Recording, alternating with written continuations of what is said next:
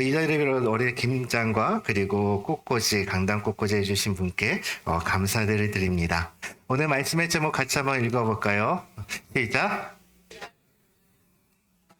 네, 화면 자체가 점점 업그레이드 되고 있는 것 같습니다. 네. 네, 오늘 말씀의 제목은 메시아를 기다리던 사람들이라는 제목으로 하나님의 말씀 증거하겠습니다. 하나님의 기회는 준비하는 자들에게 찾아옵니다. 여러분들이 잘 알고 있는 남아프리카 공화국 최초의 흑인 대통령이라고 이야기하면 너무나 잘 알고 있는 사람이 있죠. 넬슨 만델라 대통령입니다. 그는 백인의 독재 정권의 탄압이 점점 이제 6월로 치닫자 정세에서 그 남아공 지도자인 이 만델라는 독자적으로 민족의 창이라는 그런 무장 투쟁 단체를 만듭니다. 그리고 얼마 지나지 않아서 만델라는 결국에는 체포를 당하게 되고 종신형에 처하게 되죠. 그러니까 악명 높은 로빈슨 감옥에서 돌을 깨는 이 노역장을 지내게 됩니다. 그런데 만델라는 함께 구속된 사람들과 분명히 다른 모습이 있었다는 거예요. 노역 시간에는 일을 해야 됩니다. 노동을 하고 그 외의 시간에는 서로에 대해서 이야기를 나눴다라는 거예요. 우리가 어떻게 하면 회복이 될 수 있는가에 대해서 이야기를 나눴다라는 거죠. 그 감옥에 들어오고 있는 이제 신세대 운동가들이 있습니다. 왜냐하면 여러분들이 잘 알잖아요. 그 굉장히 악명 높은 감옥은 대부분 누가 들어갑니까? 정치범들이 많이 들어갑니다. 그런데 그 가운데 정치범들이 많이 들어가는데 자기는 나이가 들었지만 많은 젊은 세대들이 들어올 거 아니에요? 그러면 그 운동가들과 쉴 새 없이 열정적으로 토론을 했다라는 거죠. 자신이 갖고 있는 생각과 또한 그들이 갖고 있는 생각들을 모든 것을 오픈을 하고 토론했다라는 거예요. 또한 백인 교도관들을 통해서 몰래 신문을 들어와서 바깥 세상이 지금 어떻게 변화가고 있는지에 대해서 감지하고 노력했다라는 거죠. 또한 뿐만이 아닙니다. 옥중에 있기 때문에 옥중의 처부가 개선되기 위해서 그는 늘 투쟁했고 동시에 협상을 했다라는 거예요. 그러니까 격렬한 싸움 속에서도 만델라는 복수의 칼을 간 것이 아니라 용서의 미덕을 쌓았다라는 것이죠. 그러니까 그의 얼굴은 그래서 아름답게 빛난 것입니다. 단순히 만델라 대통령이 27년간 긴 감옥살이를 했기 때문에 유명해진 것이 아니라 27년간 그는 감옥에 있었지만 27년 동안 뭘 위해 준비했어요? 그 남아공 나라에 대한 회복을 위해 준비된 사람이었다라는 거죠.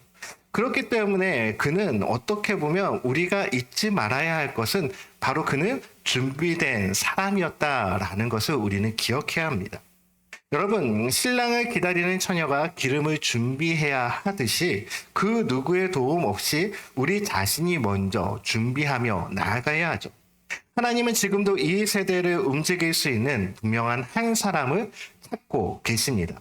오늘 본문에 보면은 이스라엘의 위로를 기다렸던 사람, 즉 메시아를 기다렸었던 사람이 나옵니다.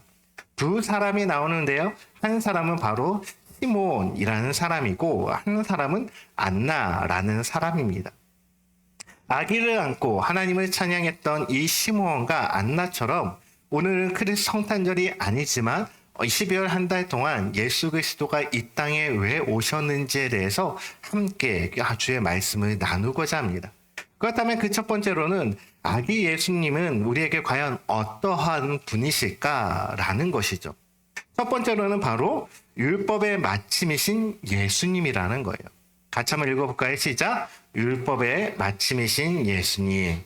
22절부터 24절 말씀 같이 한번 읽어보겠습니다. 22절부터 24절까지 시작!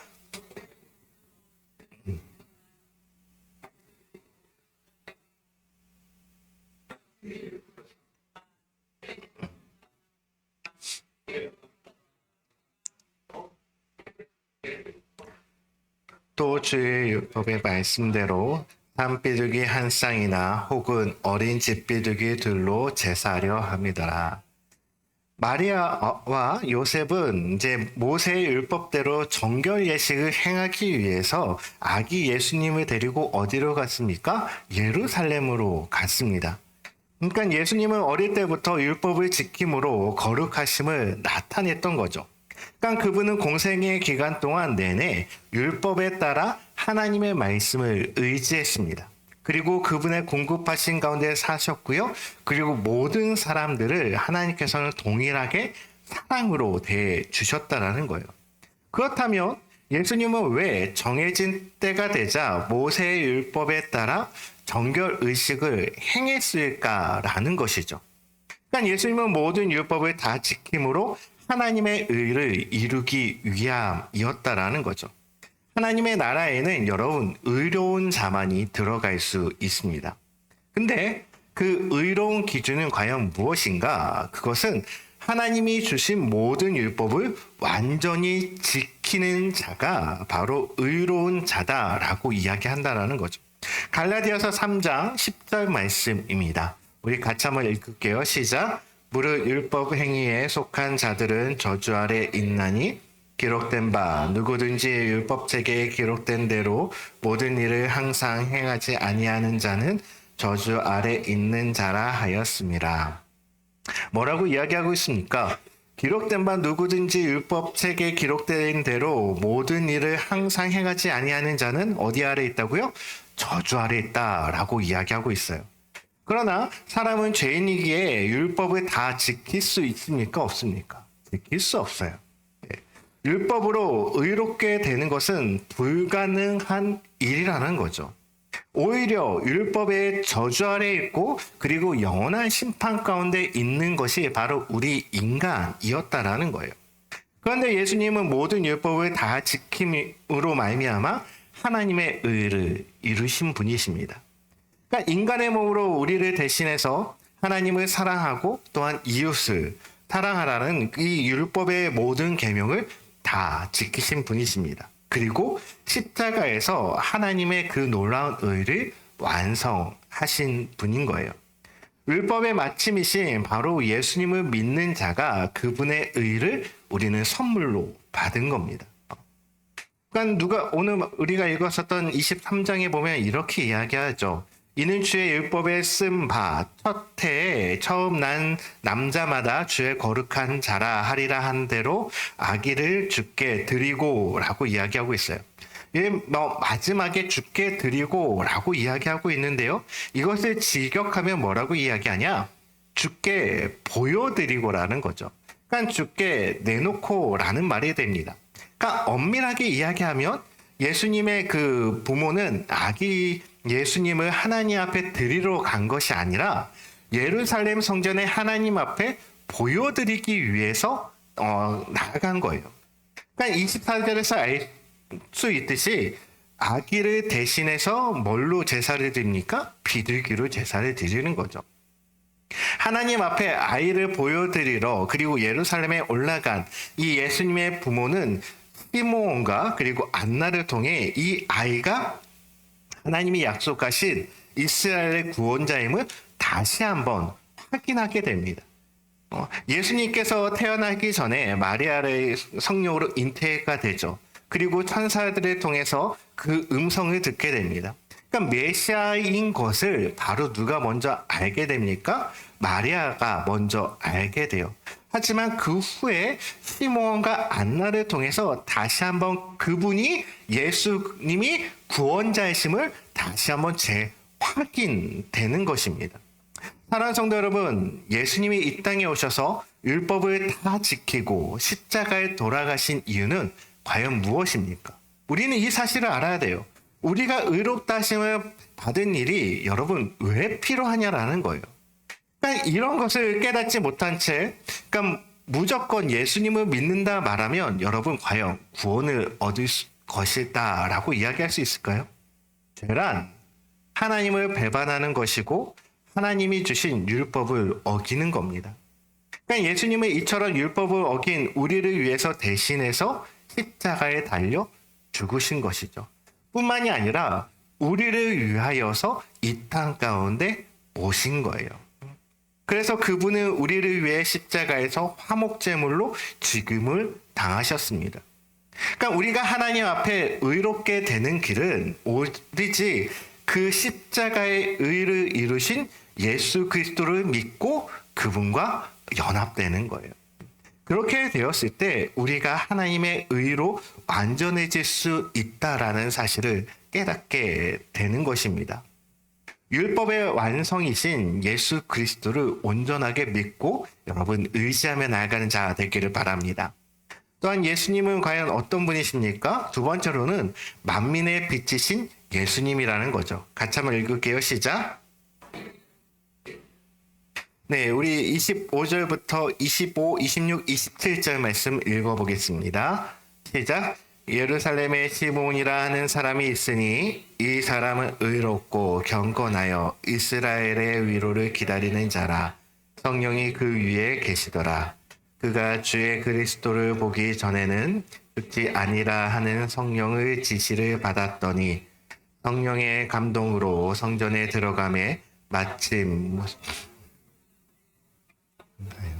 그 아기 예수를 데리고 오는지라. 예루살렘에 시몬이라는 사람이 살고 있었습니다. 근데 성경은 그 사람은 어떠한 사람이다 라고 이야기하냐면 25절 중반부에 보니까 이렇게 이야기하죠. 첫 번째로는 그는 의로운 사람이다 라고 이야기하고 있고요. 또한 두 번째로는 경건한 사람이다 라고 이야기합니다. 또한 세 번째로 뭡니까? 이스라엘의 위로를 기다렸던 자다 라고 이야기하고 있어요. 그러니까 시몬은 의로운 사람이었다라는 것은 그가 평생 도덕적으로 정결한 사람이야 그 말을 이야기하는 것이 아닙니다. 죄가 없다라는 말이 아니라 하나님의 말씀에 순종하며 나아갔었던 사람, 그 사람이 뭐냐? 의로운 사람이라는 거예요. 우리가 하나님 앞에서 의롭다라고 칭함을 받기 위해서는 여러분 하나님의 말씀에 순종하며 나아가는 자가 되어야 하는 것입니다. 또한 그는 경건한 사람이다라고 이야기하고 있는데요. 경건하다라는 말은 무슨 말입니까? 우리가 주일 예배 올 때 경건한 마음으로 나오니까 샤워하고 그리고 정장을 입고 깔끔한 옷을 입고 나오는 것, 이것이 경건한 삶의 행동일까요? 아니요, 그렇지 않습니다. 더 근원적인 경건한 삶의 모습은 뭐냐? 하나님의 말씀을 지키며 살아가는 거예요. 다시 말해서 지금 의로운 사람과 경건한 사람은 하나님의 말씀을 순종하고 하나님의 말씀을 지키며 살아가는 삶, 그러한 삶이 바로 의로운 삶이며 경건한 삶이라는 거예요. 그리고 이스라엘의 위로를 기다렸던 사람이다라고 이야기하고 있습니다. 위로를 기다린다라는 이 말은 메시아의 시대를 구원해 기다렸다라는 뜻이죠. 즉 메시아 오시기를 기대하면서 기다리며 나아갔었던 사람이 바로 시몬이다라고 이야기할 수 있습니다. 이 시몬이 정결 예식을 행하기 위해 성전에 들어오는 아기 예수님을 보고 성령의 감동함을 받아서 이렇게 이야기합니다. 28절부터 32절까지의 말씀 같이 한번 읽어볼게요. 시작.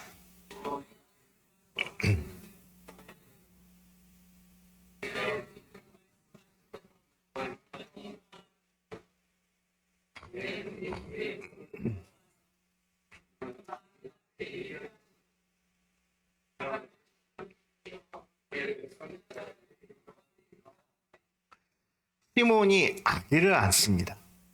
그럼 아기는 지금 누구에게 있었을까요? 아마 아빠 아니면 엄마에게 있었겠죠. 근데 그 아이를 자신이 안습니다. 자신이 안고 한 행동은 뭐냐면 이 아이를 축복한 것이 아니라 이 아이를 안고 하나님 앞에 영광을 돌렸다라는 거예요.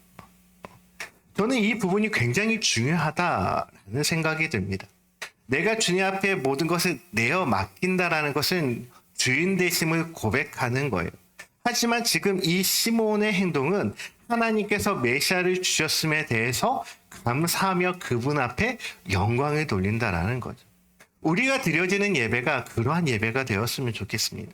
나의 조건의 만족을 위해서 주님 앞에 나아가는 것이 아니라 하나님 앞에 내 삶의 어떠한 환경 가운데 있을지라도, 피곤하고 힘들고 병들어 있을지라도 여러분 하나님을 찬양할 수 있는 삶, 그러한 삶 살기를 바랍니다. 하나님은 시몬을 통해서 하나님이 만민을 구원할 빛이심을 지금 선포하고 있습니다. 여러분, 빛은 어둠을 다 물리칩니다. 그러니까 예수님의 율법을 다 성취하시고 십자가 죽음과 그리고 부활로 완성하신 이 놀라운 구원의 길은 한 개인이나 그리고 이스라엘 민족만을 위한 것이 아니었다라는 거예요. 그러니까 하나님은 빛 대신 주님으로 말미암아 이 땅의 모든 죄인들이 구원받기를 원하셨던 것이죠. 시몬이 하나님 앞에 고백하잖아요. 그러면서 32절에 뭐라고 이야기합니까? 이방을 비추는 빛이요 그리고 주의 백성 이스라엘의 영광이다 하니라고 이야기하고 있어요. 예수 그리스도의 빛이 누구를 향해 나아간다고요? 열방을 향해 나아간다고. 여러분, 예수님은 교회를 통해 열방을 구원하기를 원하십니다. 부활하신 주님을 승천하셔서 그리고 교회에 성령을 부어 주셨죠. 그러니까 성령을 받은 교회는 머리가 되어주신 예수 그리스도의 명령에 따라 열방을 향해서 복음 증거하는 그 사명을 감당해야 합니다. 그러니까 주님의 권세를 받은 교회에 들어오는 자는 구원을, 그리고 교회 밖에 있는 자는 심판을 받게 되는 것이죠. 사랑하는 성도 여러분, 우리는 개인주의와 그리고 개교회주의적인 생각에 갇혀 있어서는 안 됩니다. 온 세상을 향한 하나님의 구원의 역사를 우리가 바라봐야 한다는 거죠. 우리 교회가 과연 열방을 향해서 복음 증거의 사명을 위해서 과연 어떠한 일을 행하며 나아가야 될까라는 것을 고민하고 하나님 앞에 믿음으로 구하며 나아가는 자가 되어야 되는 거죠. 그것이 바로 교회의 역할입니다. 세상이 어둠 가운데 있다면 교회를 통해서 그 빛이 열방 가운데 비춰져야 하는 것이죠. 그러기에 예수님은 이 세상 그 누구도 죄로 말미암아 영원한 진노와 심판을 받는 것 원치 않는다라는 거예요. 그러니까 머리가 되신 그리스도 앞에 모든 만물들이 굴복하며 나아갈 때 우리는 그 구원의 역사에 동참해야 한다라는 것입니다. 여러분, 예수님이 어떤 분이십니까? 만민을, 그 열방의 빛이 되시는 분이 바로 예수 그리스도 되심을 여러분 고백하시기를 바랍니다. 또한 마지막 세 번째는 바로 만민을 회복시킬 예수님이라는 거예요. 같이 한번 읽어볼게요. 시작. 우리 36절부터 39절까지의 말씀 같이 한번 읽어보겠습니다. 시작. 일단 안나라 하는 선지자가 있어 나이가 매우 많았더라. 그가 결혼한 후 7해 동안 남편이 살다가 과부가 되고 84세에 되었더라. 이 사람이 성전에 떠나지 아니하고 아침 이때에 나와서 하나님께 감사하고 예루살렘의 속량을 바라는 모든 사람에게 대하여 말하니라. 주의 율법을 따라 모든 일을 마치고 갈릴리로 돌아가 본 동네 나사렛에 이르니라. 아멘. 여러분, 이 지금 36절에서 39절 말씀을 보면 한 여선지자가 나옵니다. 누굽니까? 안나라는 선지자입니다. 그는 결혼을 해서 7년 동안 남편과 살다가 남편이 먼저 죽게 됩니다. 7년이라는 기간은 참 행복한 기간 아닐까요? 근데 성경에 보면 이 안나라는 여인이 과연 아이가 있었는지 없었는지에서는 나오진 않나요? 하지만 그거와 사별하고 84세가 되는 동안 그는 어디에 있었냐라면 성전을 떠나지 않았다라고 성경은 기록하고 있습니다. 그리고 주야로 금식을 했고요. 그리고 기도하면서 하나님을 섬기며 나아갔었던 여선지자라는 것이죠. 그러니까 마침 성전에 계신 아기 예수님을 보았을 때 그녀는 아기 예수님이 구원자이심을 깨닫게 됩니다. 물론 그 안나가 예수님이 메시아인 것을 깨닫게 된 것은 내 안에 성령님의 역사심이었다라는 거죠. 그러니까 안나가 하나님께 감사하며 그리고 예루살렘의 속량을 바라는 모든 사람들에게 예수님에 대해서 이야기를 하고 있습니다. 그가 선지자이기 때문에 그곳에 있는 모든 사람들에게 이분이 바로 오실 메시아시다라는 것을 사람들에게 이야기했던 것이죠. 그러니까 이 세상을 구원할 메시아를 소망하는 자들에게 예수님의 오심은 가장 큰 기쁨의 소식입니다. 그리고 하나님을 향한 찬송의 제목이 되어야 하는 것이죠. 저희가 요번 주 수요일 날 우리 몇몇 성도님들과 이야기를 하면서 요즘 참 힘들고 어려운 시대를 살아가고 있는 그만큼 성탄의 기쁨이 점차적으로 없어진다라는 느낌이 듭니다. 많은 교회들이 어떻게 보면 이제 캐롤이 나오고 성탄의 기쁨들을 믿지 않는 사람들 또한 같이 동일하게 그 기쁨을 누리며 나아갔지만 이제는 그런 날이 아니죠. 그러니까 미국에서도 이제 메리 크리스마스라고 이야기하지 않습니다. 해피 할리데이, 그냥 행복한 주말이라고 이야기를 한다라는 거죠. 이 땅 가운데 그리스도가 이 땅 가운데 오심을 우리가 기쁨과 감사함으로 고백해야 될 이 날이 단순히 그냥 행복한 날로 불려지고 있다라는 사실입니다. 여러분, 우리는 이 날을 회복해야 됩니다. 주님께서 왜 이 땅 가운데 오셨는지 다시 한번 우리는 기억해야 되죠. 그렇기 때문에 그분이 오신 것에 대해서 우리는 뭘 해야 돼요? 감사해야 되고 기뻐해야 하는 것이죠. 그 기쁨과 감사가 여러분 이번 성탄이 회복의 역사가 일어나는 그러한 날이 되기를 바랍니다. 안나는 하나님을 여러분 어떻게 섬겼습니까? 단순히 주일 예배 나와서 그냥 형식으로 주님 앞에 나아간 그러한 자가 아니었어요. 그녀는 성전을 떠나지 않았습니다. 성전을 떠나지 않았다라는 말은 어떤 의미냐? 하나님의 성전을 사모했다라는 거죠. 그래서 그는 주야로 금식합니다. 평생 동안 금식한 것이 아니라 한 사람 하나의 기도 제목이 있으면 그 기도의 제목을 가지고 주님 앞에 나와 금식하며 주 앞에 나아갔다라는 거예요. 뿐만이 아니라 늘 기도함으로 섬기며 나아갔습니다. 그러다가 시몬처럼 구원자이신 아기 예수님을 만나게 된 것이죠. 그러니까 예수님은 주의 재림을 소망을 기다리는 자에게 약속하신 하나님의 나라를 보여주시는 분이십니다. 예수님을 통해 하나님의 나라가 이 땅에 임했지만 아직까지 여러분 완성된 것 아닙니다. 주님이 다시 오실 때 완성되는 것이죠.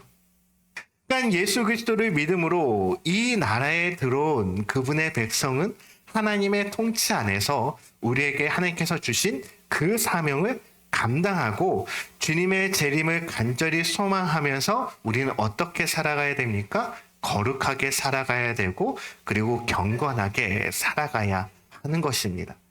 다시 말해서 하나님의 말씀의 뜻대로 순종하며 그리고 행하며 살아가야 하는 것이죠. 그러니까 주님이 다시 오셔서 여러분 모든 만물을 회복시켜 주실 것입니다.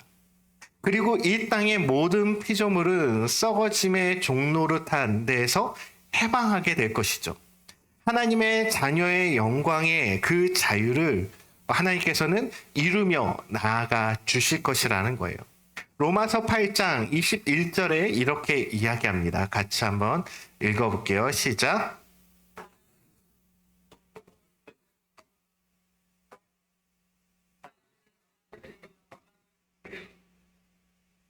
뭐라고 이야기합니까? 하나님의 자녀들의 영광의 자유에 이르는 것이다 라고 고백하고 있어요. 주님은 만물을 새 하늘과 새 땅으로 여러분 회복시켜 주실 것입니다.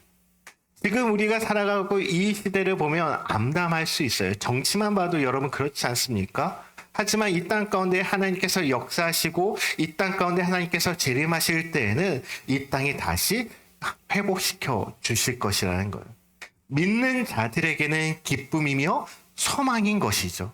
우리는 그 날을 고대하며 기대하며 또한 바라며 나아가는 저와 여러분이 되기를 바랍니다. 믿음으로 기다리는 자들을 하나님의 나라의 복에 참여하길 원하신다라는 거죠. 주님의 재림을 여러분 간절히 소망하십니까? 시므온과 안나는 예수님의 오심을 평생 동안 기다리며 나아갔었던 자들이에요. 그 소망함이 있었기 때문에 아기 예수님을 바라보자마자 그 마음 가운데 기쁨이 샘솟는 것이죠. 주체할 수 없는 거예요. 우리 마음 가운데 그러한 소망이 있기를 바랍니다. 하나님의 나라의 그 완성을 간절히 바라며 그리고 복음을 위해 고난과 섬김과 희생으로 살아가는 자들에게 이것보다 더 큰 기쁜 소식 어디 있겠습니까? 이미 오신 주님의 통치에 순종하고 그리고 다시 오실 주님을 여러분 간절히 사모하며 나아가는 자 되기를 바랍니다. 거룩함과 그리고 경건한 삶을 사는 사람만이 완성될 그 하나님의 나라에서 주님과 함께 영원한 복과 기쁨을 우리는 분명하게 누리게 될 것이라는 거예요.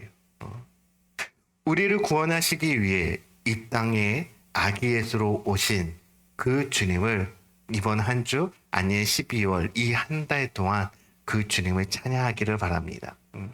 우리는 장로교에서는 이 날을 대림절이다라고 이야기합니다. 대림절 혹은 대강절이다라고 이야기하죠.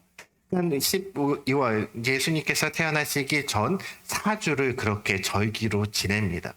우리는 그것을 침례교단은 지키진 않지만 저는 그 의미는 우리는 같이 새겨야 된다고 봐요. 단순히 성탄절 하루만을 기억하는 것이 아니라 12월 한 달 동안 예수님께서 날 위해 이 땅 가운데 오신 그분의 귀한 사랑을 여러분 다시 한번 믿음으로 고백하며 나아가는 저와 여러분이 되기를 주의 이름으로 축원드립니다. 이 찬양 우리 주 앞에 같이 한번 찬양하며 나아갔으면 좋겠습니다. 우리 찬송가 93장 예수님은 누구신가? 우리 같이 그분이 어떤 분이신가? 우리 같이 한번 고백하며 찬양하겠습니다.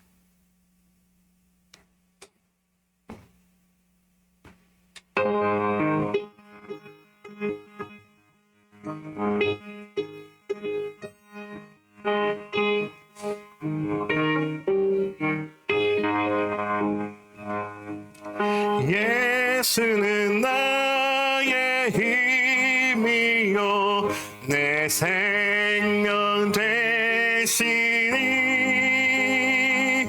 그 주 예수 떠나 살며 죄 중에 빠지니